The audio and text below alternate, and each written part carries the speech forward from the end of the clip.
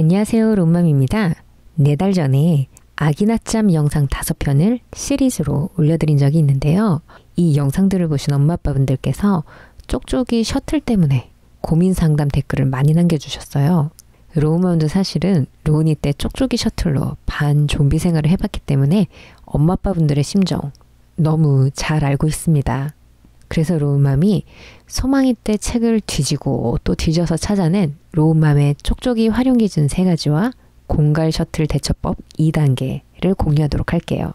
아기를 재울 때 쪽쪽이를 어떻게 사용해야 하는지를 알기 위해서 로우맘은 이렇게 8권의 책을 샅샅이 살펴보았습니다.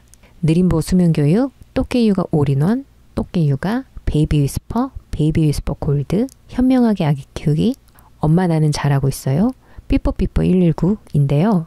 안타깝게도 이 8권의 책에서는 쪽쪽이 셔틀은 이렇게 대처하면 됩니다 라는 속 시원한 방법이 나와 있지는 않습니다. 느림보 수면교육 책이 그나마 공갈젖꼭지 중독에 대해서 가장 집중적으로 다루고 있기 때문에 로우맘은 이 책에서 이 부분을 정말 수십 번을 읽어보았고요. 그리고 물려서 재우는 것과 안 물려주고 다른 방법으로 재우는 것, 둘 중 어느 쪽이 수월한지를 스스로 평가해보고 공갈젖꼭지를 뗄 것인지 아닌지를 결정하는 게 낫다 라는 조언에서 로우맘은 또 답을 얻기 위해 전문가들이 공통적으로 말하는 공갈젖꼭지의 사용법과 주의사항을 한 번 더 살펴보았습니다. 결정에 있어서 위험 요소가 있다면 피하고 싶은 생각을 하는 편이어서요.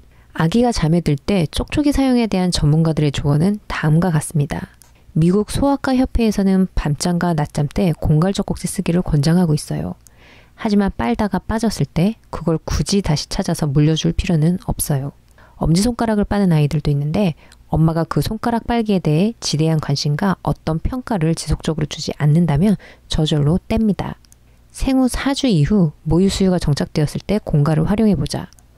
문채로 자지만 않게 하고 적절히 사용한다면 아기를 편안하고 침착하게 진정시키는데 유용하다. 문채로 자더라도 잠이 든 뒤 알아서 입에서 스르르 빠지고 그때 공갈을 찾는 울음이 없다면 오케이. 공갈젖꼭지는 3개에서 4개 정도 준비해서 아기가 잘 무는 것으로 선택하되 남용은 금물이다. 아기가 공갈젖꼭지를 물고 자는 습관 드는 것 또한 바람직하지 않습니다. 자다가 물고 있던 공갈젖꼭지가 빠지면 자꾸 잠을 깰 수 있으니까요.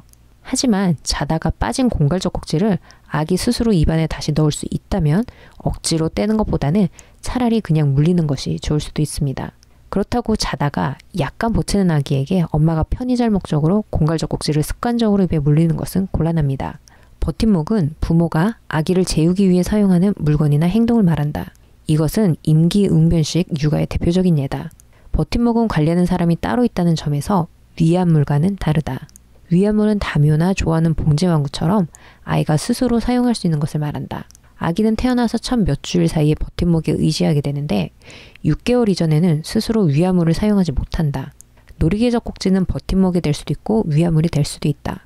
만일 놀이개젖꼭지가 입에서 빠지면 잠에서 깨어나기 때문에 누가 다시 아기 입에 물려줘야 한다면 버팀목이다. 놀이개젖꼭지가 없어도 잠을 잘 자거나 스스로 찾아서 입에 넣을 수 있다면 위안물이다. 놀이개젖꼭지가 버팀목이 될 때 나는 놀이개젖꼭지의 사용을 완전히 중지하라고 말했다. 그리고 4S 취침의식을 시키고 아기가 완전히 잠들 때까지 옆에서 지켜보라고 했다. 여기서 4S 취침의식은 쉬닥법을 말해요. 쉬닥법으로 재우는 방법은 로운맘의 수면 영상에서 확인해주세요. 이미 어떤 버팀목을 사용하게 되었다 해도 다행히 처음 몇 달 동안의 습관을 금방 고칠 수 있다. 잠잘 때 물린 공갈젖꼭지는 한 번 빠지면 다시 넣어주지 않는 게 좋다. 울음을 달랠 때는 크게 상관이 없지만 잠에 들어갈 때, 즉 얕은 잠이 시작되고 나면 아기가 공갈젖꼭지를 빠는 힘도 약해져서 빠지게 된다. 그럴 때는 되도록 다시 입에 넣어주지 말고 토닥이거나 다른 방법으로 재우는 게 낫다. 자, 시청자분들도 전문가들이 공통적으로 조언한 부분 발견하셨겠죠? 네. 첫째, 잠잘 때 물려야 한다면 물려도 괜찮다. 둘째, 하지만 한번 입에서 빠졌으면 다시 물려줄 필요는 없다. 셋째, 다시 물리지 말고 다른 방법으로 재워라. 입니다. 오케이. 로우맘은 그래서 일단 이 3가지를 쪽쪽이 활용 기준으로 삼았고요. 전문가들의 조언을 바탕으로 쪽쪽이 셔틀 대처법 스텝 2에 대해서 정리했습니다. 이 스텝 2는 이미 공갈젖꼭지 중독이 시작된 아기에게도 동일하게 적용될 수 있을 거라고 생각이 돼요. 시간이 조금 더 걸린다 하더라도요. 자, 그럼 쪽쪽이 셔틀 줄이기를 위한 스텝 1은 쪽쪽이 오남용 줄이기입니다. 오남용을 줄이기 위한 방법을 두 가지로 정리하면요. 잠시 로운맘표 중간 광고 보고 가실게요. 로운맘의 영상을 보고 애착 형성의 중요성을 알게 됐어요. 애착에 관련한 책 좀 추천해주세요. 영상에 나온 어스본 사운드북 사고 싶은데요. 종류가 너무 많아서 뭘 사야 할지 모르겠어요. 어떤 것을 구매하면 좋을지 추천해 주실 수 있나요?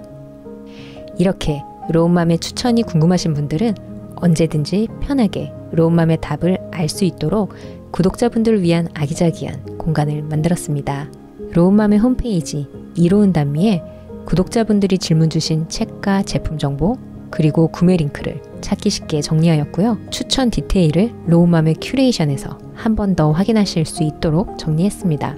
로운맘의 추천을 원하시는 분들을 위해 퀄리티 있고 경쟁력 있는 좋은 책과 제품들을 선별하여 앞으로도 꾸준히 이로운 단미에 업데이트할 예정이에요. 로운맘의 추천 책과 제품이 궁금하신 분들은 오늘 영상을 시청하신 후에 영상 더보기란에 적힌 링크를 타고 이로운 단미로 놀러와 주세요. 그리고 또 하나 좋은 소식이 있습니다. 로운맘의 책 사랑을 좋게 봐주신 한 고마운 분께서 로운맘이 추천하는 책들을 공구도 할 수 있도록 제안해 주셨습니다. 제가 추천한 책을 공구도 할 수 있게 해주신다고요? Why not? 그래서 0에서 1세 아기에게 좋은 그림책과 엄마 아빠분들을 위한 육아서적들을 열심히 선별해서 로운맘 구독자분들이 좋은 가격으로 만나보실 수 있도록 준비하고 있습니다.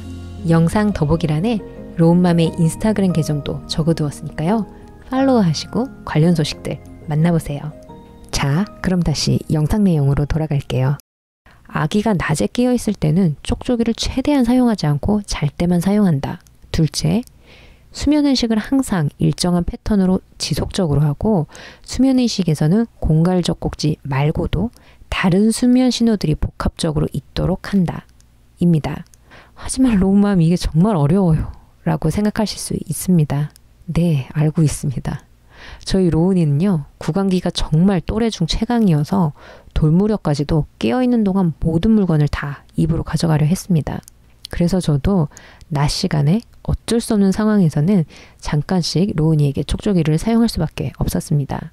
그리고 둘째 소망이는 잠에 예민한 아기여서 수면의식뿐만 아니라 하루 일과를 전체적으로 신경을 써서 과도한 자극이 없이 동일한 패턴으로 가져가야만 잠을 편히 자는 아기였어요. 그래서 수면의식을 로운이보다는 길게 그리고 수면 신호를 쪽쪽이 외에도 기저귀 갈아주기 등으로 훨씬 더 명확히 해야 했습니다. 이렇듯 중요한 것은요. 아무리 아기들이 다양한 특성과 기질에 따라 쪽쪽이 남용을 줄이는 것이 어렵다 하더라도 그럼에도 불구하고 엄마 아빠가 쪽쪽이 오남용을 줄이기 위해서 기준을 세우고 지속적으로 지키는 노력을 해야 한다는 것입니다. 그러면 아기는 결국 엄마 아빠의 방법을 따라오는 모습을 보일 거고요. 그리고 이렇게 쪽쪽이 오남용을 줄이는 것이 선행되어야만 쪽쪽이 셔틀도 중단될 수 있더라고요. 그래서 스텝 2는 잠든 후 공갈 빼주기입니다. 스텝 1대로 해서 쪽쪽이가 빠져도 잘 자게 된 아기라도 원더윅스든 성장 발달에서 힘든 시기가 왔을 때는 쪽쪽이가 빠지면 우는 모습을 보이기도 하고요. 이미 쪽쪽이에 대한 의존도가 높아져 버린 아기는 쪽쪽이가 빠지면 바로 강렬한 울음을 보이기도 합니다. 이런 경우에 펍업법의 펍업 박사는 쪽쪽이 없이 펍업법을 다시 하라고 이야기하고요. 트레이시 호그는 쪽쪽이 없이 시닥법의 4S 단계를 하라고 이야기합니다. 이러한 방법들, 그러니까 쪽쪽이 없이 하는 펍업법과 시닥법을 다시 하실 수 있다면 그렇게 진행해 주세요. 하지만 로운맘처럼 몇 초라도 아기 울음을 다시 듣는 것이 힘들어졌다 라고 한다면 시간이 조금 더 걸리더라도 다른 방법을 사용해 볼 수는 있습니다. 느림보 수면교육에서 정리한 일단 원하는 만큼 쪽쪽이 빨게 해주기인데요. 이 책을 바탕으로 로운맘은 아기의 빨기 욕구가 해소되면서 잠에 푹 빠져들 때까지 잠에 빠져드는 초기에는 쪽쪽이가 빠지면 그냥 다시 물려주었습니다. 이런 식으로 일단 재운 후에 아기가 잠에 잘 빠져든 것으로 보이면 쪽쪽이를 천천히 빼는 시도를 했는데요. 살살 뺐는데 만약 아기가 울면 몇 초 정도 아기의 울음을 파악하는 시간을 가지면서 기다려 보았다가 울음이 멈추면 오케이. 만약 멈추지 않고 울음이 커진다면 다시 물리기. 그랬다가 아기가 다시 잠에 잘 빠져든 것으로 보이면 다시 천천히 빼보기. 이 과정을 반복을 합니다.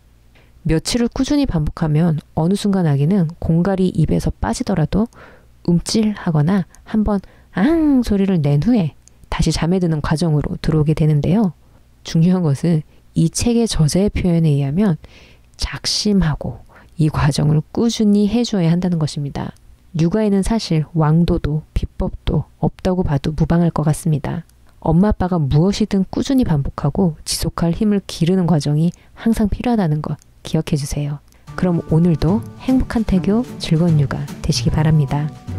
운전 중 아기가 카시트에 잠들어 있으면 아기를 보려고 자꾸 백미러를 들여다보는 로운애비.